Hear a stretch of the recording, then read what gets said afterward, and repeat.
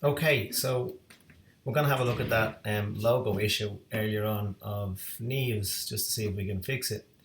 So we go back into InDesign. Let's open a new document. This time we just need an A4, no margins, no gutters, no problems. So I'm going to paste in, I've already copied the logo, so I'm just going to paste it, and that's going to act as our guide. I'm just making it bigger so you can sort of see it. You can do this a number of ways, but again, I just want to quickly show you how this can be achieved. We're going to need some text, so obviously into the type tool, we're going to give ourselves let's start off with a D, and then I'm going to put that into, I'm going to go up here and select the Rockwell typeface from before. There it is.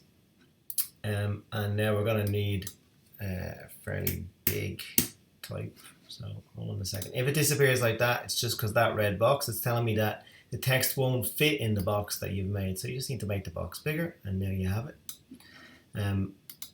So now I'm going to copy that D because I'm going to need an I as well. And I just wanted to make it the same size, but I want it to be separate elements. So now we're going to do the magic stuff. We're going to basically, we're lining that up with that just so that I can sort of get a bit of an idea. So here we go. I'm going to outline the D and I'm going to outline the I. Okay, so let's create outlines. So you select it with this black selection tool, you go to type and you create outlines. So now you've actually created an outline, so you can outline with D now. So you have a vector graphic now. That can be manipulated. I'm going to do the same thing with the I. Into the type tool, create outlines. Okay, so now here's the tricky bit. You get better at this with time, but I'm going to go in nice and big on this so that we can move, we can kind of work. Basically, this direct selection tool is very handy now, because what we're going to do is we're going to select the part of the eye we want to manipulate. And you can see that all these white open squares are here, and these ones are closed, they're black squares. So because what I want to do is I want to extend them. So I'm hoping that if I click on it and hold the shift key, click on that bar there, that I'll be able to extend it across like so.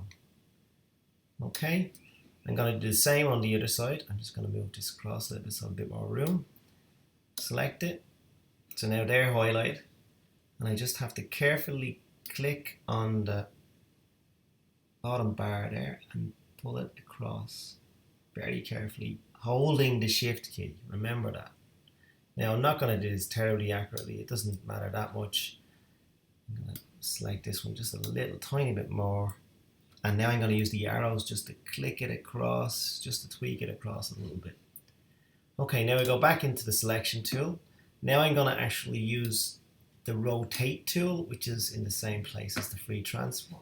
So you can rotate from anywhere, it doesn't really matter. You can just start out there and you can experiment and see where it goes.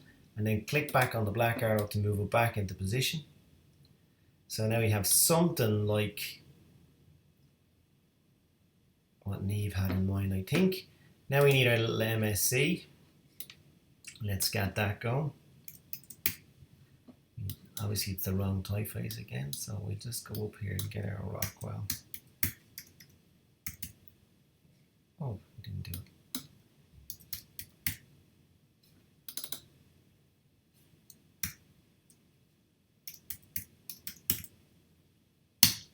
Perfect. It took a little time. And now we're just going to increase the size of the text that's in that box just until it sort of is pretty close to what we want.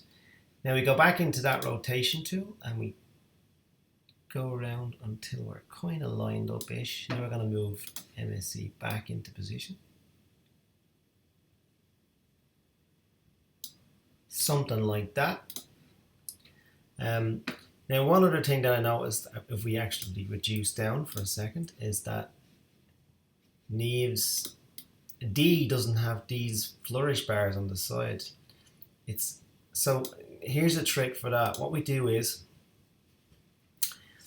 You can do it two ways. You can actually select it as we did before, and just literally using the arrows tab it back in again to get rid of them altogether. So you can do it that way, but it's kind of awkward because you sometimes end up with these little not quite right marks. Another thing to do, I'll just go back a little bit, is that you can draw another box, like a white panel, and you draw the white panel over it, like that. And we're going to fill that, obviously it's not a white panel yet, but if you make it white like that, and then all you have to do is, then you have a white panel and you have the vectorized D. So now the white panel, as long as it's in front of the D, we make sure it is by going Object. So it's already in the front, so bring to front, it's in the front. So we select the two of them together. And we need to go into Pathfinder, and we need to find this tool, which is the subtraction tool. And that basically takes away the area that the white occupied, the white box occupied, which is really, really handy. So try and remember that. We get a look back at it again. That looks pretty good to me. Let's have a look at it in preview. Perfect.